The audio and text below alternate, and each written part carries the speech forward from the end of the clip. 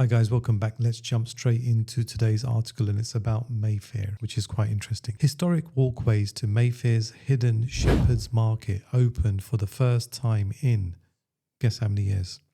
300 years. Ooh. It carries on, or it starts. The much-loved historic backstreet in the heart of Mayfair has been offered a new lease of life thanks to new walkways that have been reinstated after 300 years. The passageway creates a new pedestrian route linking Piccadilly to the once scandalous Shepherd's Market for the first time in 3 centuries. Now, why do you think it was scandalous? It used to be known for its red light district business. There's a few casinos close by as well, and when you get a casino you normally get red light districts as well, unfortunately. It carries on. It is part of the 1 billion development of the area by Motcombe Estate, owned by the billionaire Reuben Brothers, who also own Burlington Arcade, Millbank Tower and Cambridge House, Acker Naval, the military club. The family ranked second in the 2025 Sunday Times Rich List with a net worth of 26.9 billion. Not bad. Over the past several years, the brothers have spent millions buying up sites in Mayfair to redevelop, including a half-acre site formerly Mayfair's oldest car park on Carrington Street for £70 million in 2016. In 2016, it may have seemed a lot of money, but in today's market and today's value, that was a real steal. There was a similar car park purchased just off the Marylebone High Street by a maverick who I really like called Sheppard Robson, and he's turned it into an amazing, it's one of my favourite developments in London, where the apartments, 1 beds were going for, I think they were close to £2 million, and 2 beds were £5 million, and then they were going upwards. And they've all been sold to owner-occupiers who actually reside in the units when they're in the country. Let's carry on. Here they have built a block of flats, 1 Carrington and a private members club run by Robin Burley called the Carrington, which are separated by the new walkways. Members clubs are quite renowned in Mayfair, and it's a great way to network and do business. And they have bars and restaurants and meeting rooms as well. A little bit similar to Soho House and a few of the other clubs that are in town. Let's carry on. Motcombe Estate said, "We are delighted to be re-establishing this important public route for more than 3 centuries. The new Carrington Street walkway not only reconnects Piccadilly with Shepherd's Market, but also forms part of a wider vision to enhance the quality and vibrancy of the public realm in Mayfair." I'm going to come back to Mayfair at the end. By combining sensitive redevelopment with thoughtful design. Good words. I'm going to say it again. By combining sensitive redevelopment with thoughtful design, retaining the heritage and the charm and the appeal of London. I think that's amazing. The architect Edward Sheppard, Shepherd's Market was set up on the ground then used by the annual Mayfair, developed between 1735 and 1746 by its namesake, the architect Edward Sheppard. Oh, that's why it's called Shepherd's Market. Shepherd's Market was set up on the ground, then used for the annual Mayfair, from which Mayfair got its name. Wow, I didn't know that. Did you know that?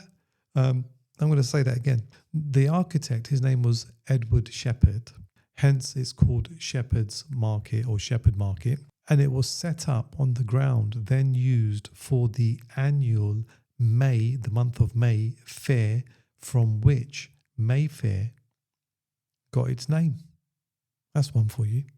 By the 1920s, it was known to host leading artists and writers such as Anthony Powell, Michael Arlen and Sophie Fedorovich.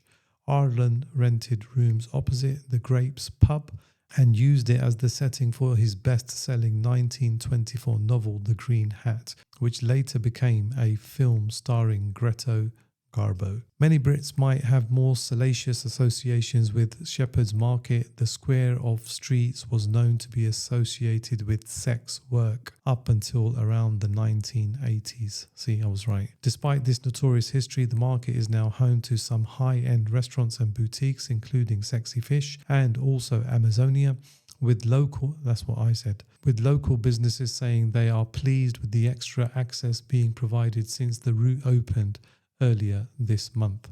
Stephen Proffer, longtime owner of a French restaurant, L'Artiste, Muscle says the new walkway is of course very welcome. I hope there will be some signage to say it leads to Shepherd's Market. I doubt it, because even now people don't know us. Most important to us in particular is the pedestrianisation of the market, especially the main square where La Artista is situated. That's a nice call by the owner just to try and get some business, and I think it's a fair point.